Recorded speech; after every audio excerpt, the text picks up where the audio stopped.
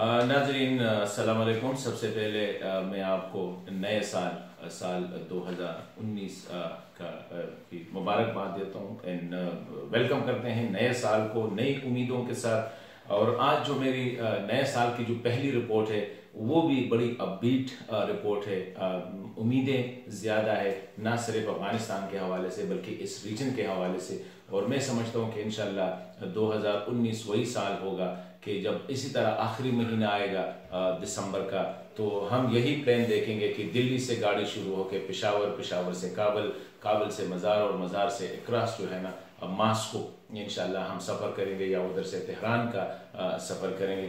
क्योंकि अफगानिस्तान के अमन के हवाले से काफ़ी अच्छी डेवलपमेंट हो रही है।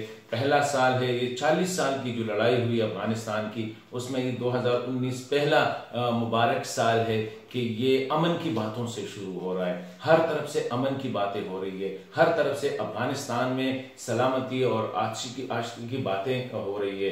तो आप देख रहे हैं कि हुकूमतों के रवैये तब्दील हो रहे हैं, हुकूमतों की पॉलिसीज जो है वो तब्दील हो रहे हैं। अमेरिका जो है तालिबान के साथ, बावजूद इसके कि तालिबान आज भी यूनाइटेड नेशन के ब्लैक लिस्ट पे, टेररिस्ट लिस्ट पे हैं, लेकिन अमेरिका उनके साथ बातचीत कर रहा है। तालिबान जो कभी अमेरिका के साथ बैठने के लिए इसलिए तैयार नहीं थे कि पहले वो विड्रॉल प्लान दे दे फिर हम बैठेंगे, आज तालिब भी अमेरिका के साथ बैठने के लिए तैयार है।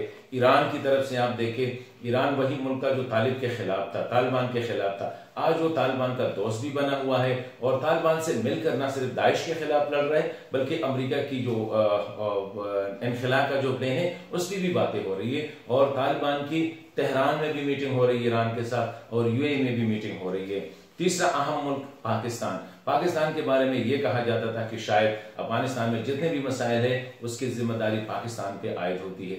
आज हम देख रहे हैं कि गुज़िश्ता एक हफ्ते से ज़्यादा मुद्दत हुई कि पाकिस्तान के वज़ीर ख़ारिजा मुख्तलिफ ममालों के दौरे कर रहे हैं, सिर्फ इसलिए कि अफगानिस्तान की आने वाली मीटिंग जो है तालिबान और अमेरिका के दरमियान उसको कैसे कामयाब बनाया जाए, किस तरह उसमें ब्रेक थ्रू जो है लाई जा सकती है। अफगान गवर्नमेंट हम देख रहे हैं कि इस वक्त वो पार्ट नहीं है टॉक्स का, लेकिन अब बीट है, एतमाद है, पुरएतमाद है।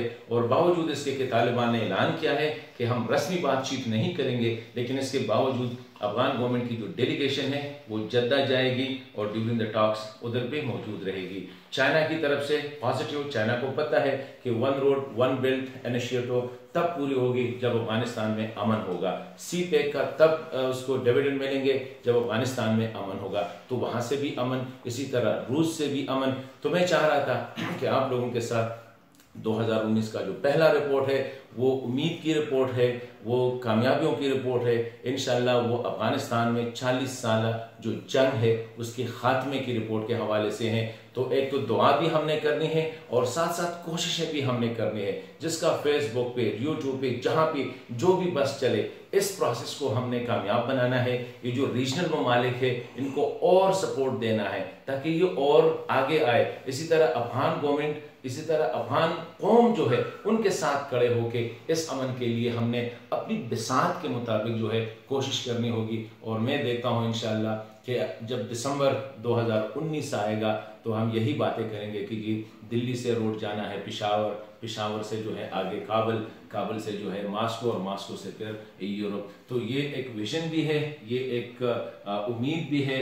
और इंशाल्लाह जिस तरह हम नए साल में दाखिल हुए हैं अफगानिस्तान के हवाले से, तो ये अचीवेबल भी, मतलब ये हासिल भी नजर आ रहा है कि इसको हम हासिल कर सकते हैं।